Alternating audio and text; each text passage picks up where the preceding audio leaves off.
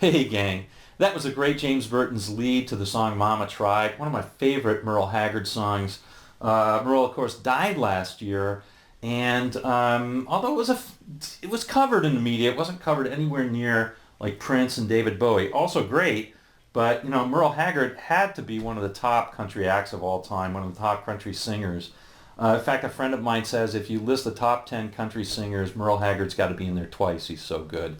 I tend to agree. He was a great singer, great songwriter, and he also played with great, great musicians. Not only is James Burton playing on this, but Glen Campbell is as well. Of course, no slouch on the guitar, as well as a terrific singer. Well, we're going to go over that lead that I just played, note for note. We're also going to go over that introduction. Now, I'll show you how I play it. I use a little trick. And I don't play it exactly the way that whoever played it, James Burton or Glen Campbell, and I don't know, maybe one of you can tell me or can let me know in the notes in the comments.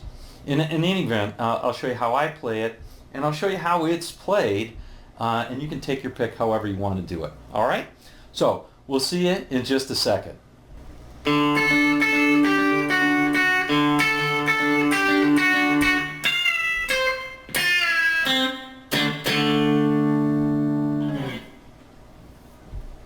All right, gang, let's go over this note for note. First things first, you'll want to download the tab from the link in the description below. You guessed it, it's going to make your life a lot easier. Okay, second thing is the sound. You can see I'm playing a T-style guitar. I'm playing out of the bridge position. And whatever style guitar you use, you want to use the bridge position and put lots of treble on it, not a lot of bass. You want that twang on there. I also have a little bit of reverb. Just a touch, and just a touch of compression, which is typical in country style playing. But no distortion, please, and you should be just fine. Okay. Now, the chords we're playing over. It is the key of D, so we're playing 2 bars of D. Very short solo break here. 2 bars of D. 2 bars of G.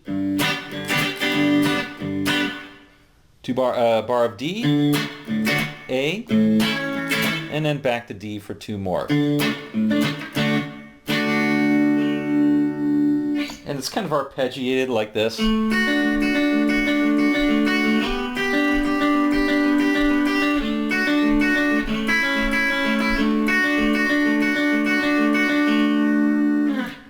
All right.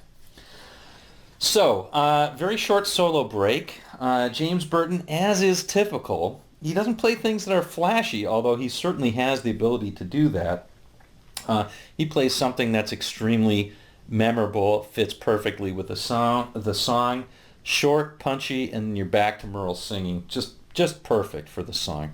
Here's the first line. It's pretty darn memorable.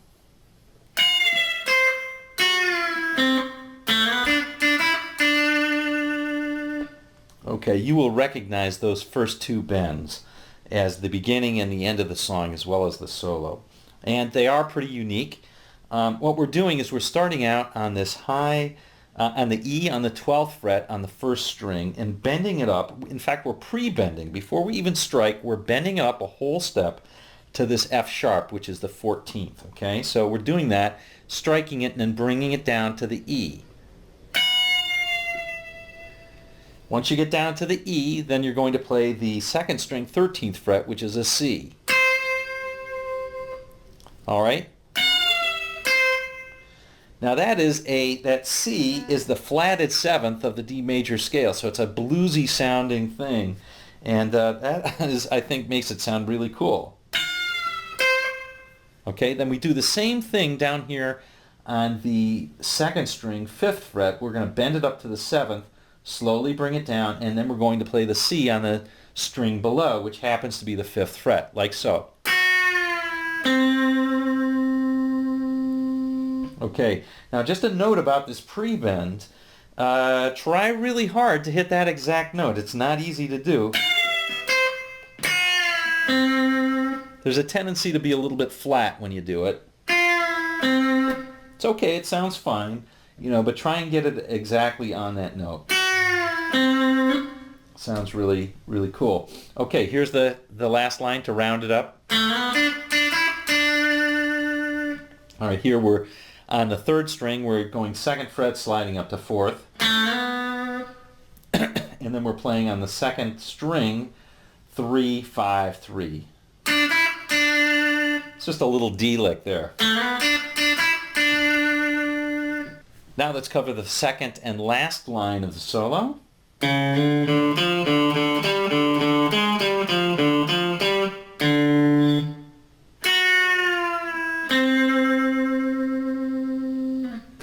Okay.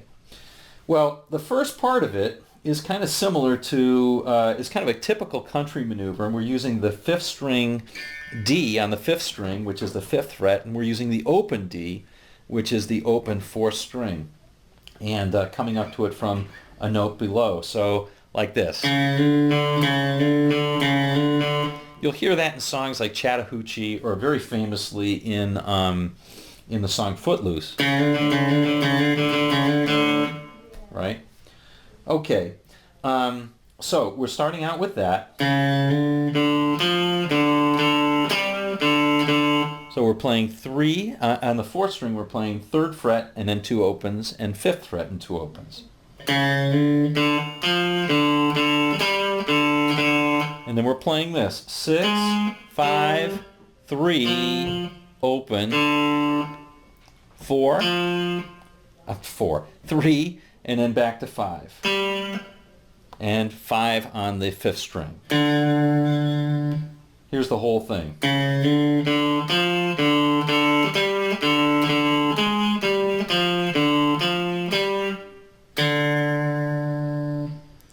Finally, we're ending with that same lick that we played before.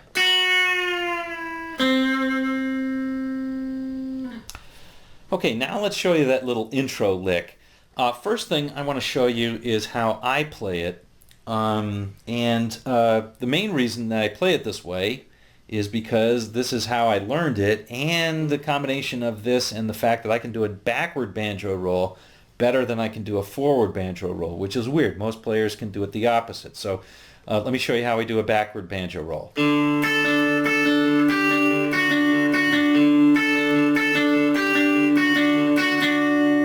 So that's what I play. And what I'm doing there is I'm playing, first of all, the fretboard. What you're playing on the fretboard is an open 4th string. On the 7th fret, you're playing on the 3rd string, which is also a D, right? So you're playing the open 4th string, which is a D, the 7th fret on the 3rd string, which is a D, and here it's an octave up. And then you're moving the top voice from 10 to 8 to 7. So you're really just playing around with a D chord there.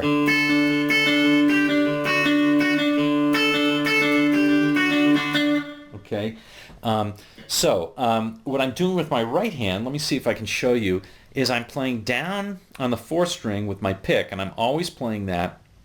I'm playing with my 3rd finger, and I can also play with my 2nd finger, but on my 3rd finger, I'm playing up on the 2nd string, and then I'm actually playing an upstroke with my pick on the 3rd string, which is weird. A lot of people will play with their 3rd finger and 2nd finger like so.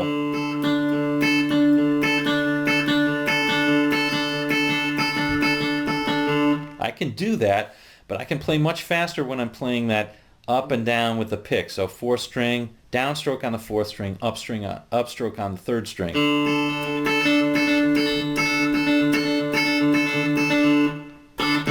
Anyway, the important ones are the downstroke, which is the open D, and of course that moving voice on the top string. So those are the things that you definitely want to get in. All right, so anyway, so that's how I play it, and it's basically 2 times on the 10th. Now we'll talk about moving the voice. We're talking about on the 2nd string. We're going to play 2 with it on the 10th. We'll play 1 on the 8th and 1 on the 7th, like so.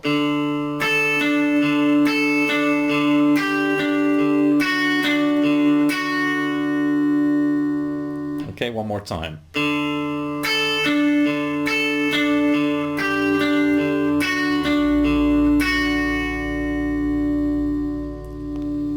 Okay, now I'm going to show you what I think James Burton played.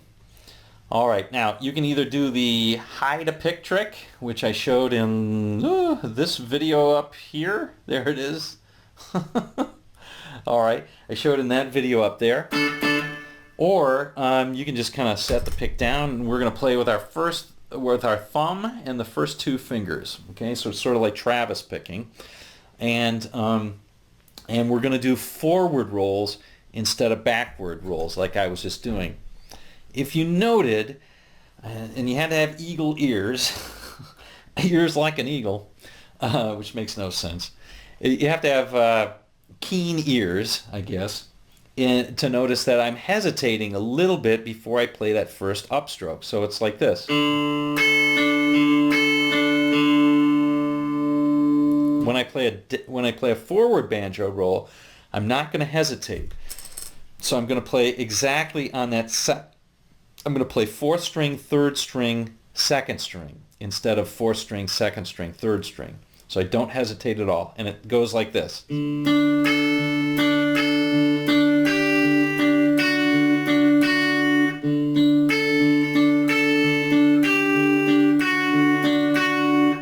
Okay, so I'm playing 4.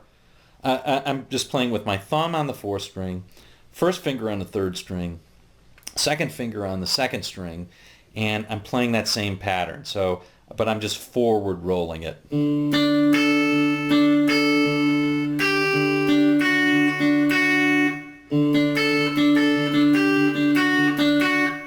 Okay, and that is, I believe, how James Burton or Glen Campbell, whoever played it, played it. Well, there you have it, gang. The lead, a couple of variations on that opening piece. We'll see you on down the road.